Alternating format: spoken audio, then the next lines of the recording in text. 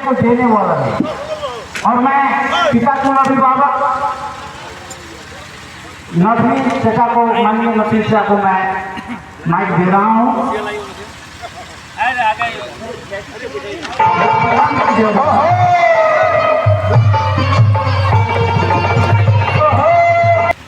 बाबा साहब doctor B R. Ambedkar की 34वीं जयंती के अवसर पर जो यह कार्यक्रम रखा गया है और उसका समापन भी आज की तारीख में हो चुका है। मैं इस प्रोग्राम में रात भर या हमारे जितने मंचासीन हमारे साथी हैं तमाम लोगों ने सुना और हमारे दोनों व्यास जी से मेरा आग्रह हो गया है, आपसे एक निवेदन होगा कि आप ऐसा काम करेंगे जिससे बिहार और झारखंड हम एक ही मिट्टी से पैदा लिए हैं। भाई का बंटवारा मेरा हो गया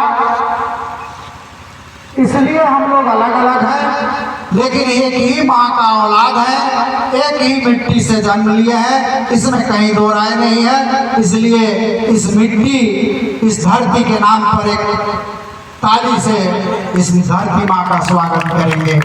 और हम कहना चाहेंगे कि मोहब्बत मजहब हो जाए, मोहब्बत मजहब हो जाए, वफा ईमान हो जाए।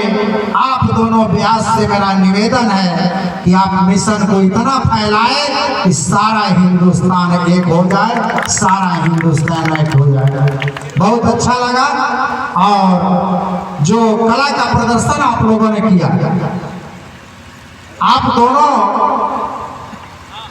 अलग अलग होंगे। हम लोग भी चाहते थे कि दोनों व्यास जी का कार्यक्रम सुने और देखें और बहुत बातें हम लोग के दिमाग में थी और हम लोग चाहते थे कि आप लोग का कला का प्रदर्शन हो और साथ साथ हमारा मिशन बाबा साहब डॉक्टर बी.आर. अम्बेडकर का जो मार्गदर्शन है, आप लोग दोनों ने 100% उसको खरा उतारने का काम किए हैं।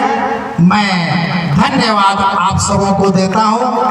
और एक दूसरे से जब तक हम लोग अनजान थे, एक दूसरे से परिचित नहीं थे, यहाँ के लोग कुछ लोग जानते होंगे, कुछ लोग नहीं जानते होंगे और लोग ऐसे ही सोचते हैं कि इस तरह का कार्यक्रम हो जिससे समाज में एक अच्छा संदेश जाए और लोग उस संदेश को अपनाएं और अच्छे मार्ग पर चल करके बाबा साहब के मिशन को हम लोग पूरा करें।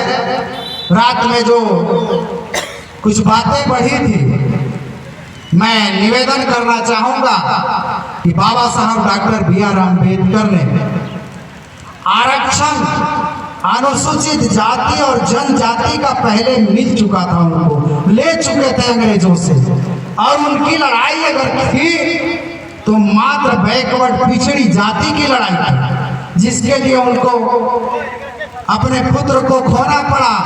उनके साथ उनके हवाई जहाज की बात तो हो रही थी, लेकिन हवाई जहाज पर नहीं बैठे और जल जहाज में बैठाया गया। उनका सारा बुक जो है, सारा किताब की चोरी हो गई, उस समुद्र में डूब गया।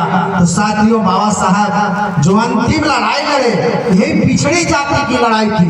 अनुसूचित जाति की लड़ाई तो लड़ करके मिल चुका था उसमें।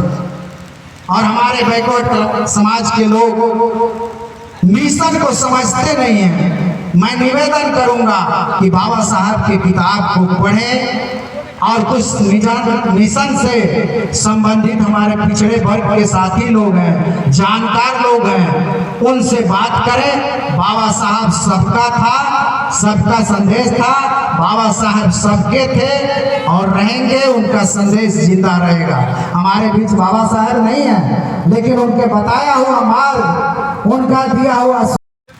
लेकिन मैंने बाबा साहब के संकल्प लेकर के आप लोग को एक चीज बताना चाहता हूँ कि जब से मैंने इस पंचायत का पदभार ग्रहण किया हूँ, मेरा हमेशा मानवता बाबा साहब की विचारधारा को हमेशा हम जमीन पर इस पंचायत में उतारने का प्रयास कर रहे हैं।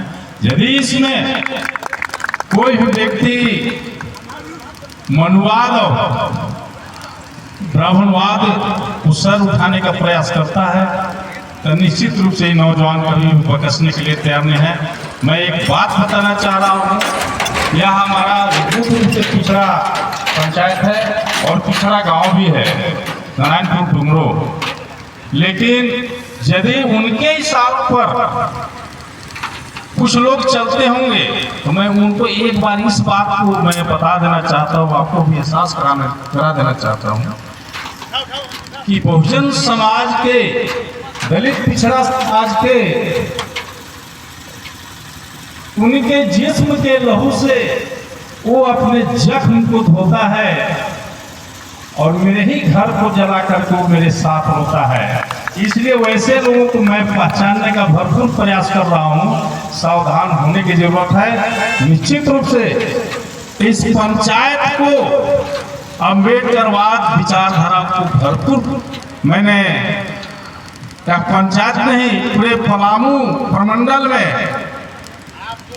33 साल संघर्ष करके आज बाबा साहब का जो प्रतिमा आप देख रहे हैं, कहीं न कहीं हमारे नौजवानों में यह अम्बेडकरवादी विचारधारा आया है। तो निश्चित रूप से कहीं न कहीं हम लोग ये हैं तन मन धन से आप लोग मिशन को आगे बढ़ाने का काम किए हैं। इसलिए इन्हीं बातों के साथ सभा की समाप्ति की घोषणा के साथ सभी को साधुवाद, जय भीम, नमो बुद्धाय, धन्यवाद, नमस्कार, झारखंडी जोहार हमारे बिहारी भाई, धन्यवाद।